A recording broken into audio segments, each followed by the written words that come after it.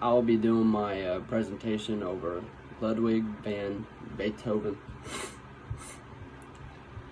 He was born December 16th, 1770 in Bonn, Germany. The actual date of his birth is not confirmed. There is evidence of his baptism on December 17th of 1770, and typically at the time, infants were baptized the day after birth. Beethoven's family, his grandfather, Ludwig van Beethoven, he was named after him. He was a choir boy when he was young, and he sang in churches, and he later became a conductor. Beethoven had a strong impression of him, although he died when Beethoven was only 3 years old. Beethoven's mother passed away in 1787 when Beethoven was 17 years old. She had been a good and loving mother, and my best friend is what he said whenever she passed away. His brothers Caspar and Nicholas was part of the family, along with 7 children. Only 3 of them survived. Beethoven was the oldest, Caspar was the second, and Nicholas was the third. His father, Johann von Beethoven, he recognized that he was a child prodigy, and he wanted him to be like Mozart. Stories of him coming home from the tavern awakening Beethoven to practice for hours. Story of forcing him to entertain his drinking buddies by playing violin. Beethoven rebelled against his father and later authority figures as well. He died in 1792. His nephew, Carl van Beethoven, was the son of Carl, Beethoven's brother. Beethoven saw himself as Carl's guardian. He felt his mother was immoral and wanted him to continue as a musician and carry on the Beethoven name. Carl died and Beethoven fought for custody. It took many years, but Beethoven ended up winning, and he did not allow him to see his mother. Carl would run away to be with her. Situation mirrored Beethoven's childhood frustrations and later rebellion with his father. Carl was very, very unhappy living with Beethoven, and he tried to commit suicide in 1826. Beethoven's childhood, he was at 11 years old, he was an assistant organist in the court chapel. At the age of 12, he was a harpsichordist in the court orchestra. At age 17, he played for Mozart in Vienna. Mozart said, "Keep an eye on him. He will make a noise in the world someday." Beethoven, at the age of 13 years, in 1784, the oil painting presented by Baron von was discovered in 1952, and he was a part of that picture at just the age of 13 years old. Unlike Haydn and Mozart, Beethoven considered himself first and foremost an artist. He said, "What is in my heart must come out, and so I write it down."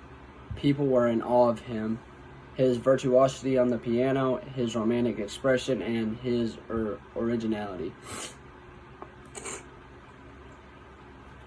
Sorry, I got allergies. In Beethoven's early years, he was aristocratic woman, however, as seen in a solid relationship, but he was never married. 1812 letters to Beethoven's immoral beloved were discovered. Her identity is uncertain, though dates and locations mentioned in his letters suggest the mystery woman is a married woman he befriended in 1810 named Antoine Brentano. After failed attempts at romance and frustrations with his health, Beethoven's personal appearance and manners declined.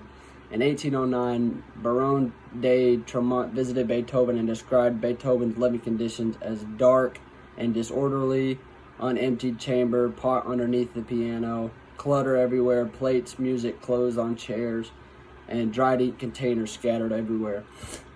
His hair grew long and wild. He was clumsy, and some claim he suffered from bipolar disorder. He frequently thought people were cheating him, and also was engaged in unethical activities with publishers.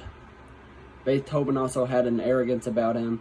Publishers were fighting over him, and he boasted that he could state his price and publishers would pay.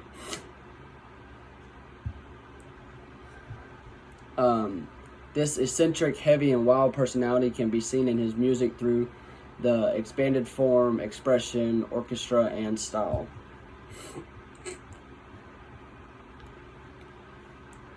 Most people don't know, but Beethoven was,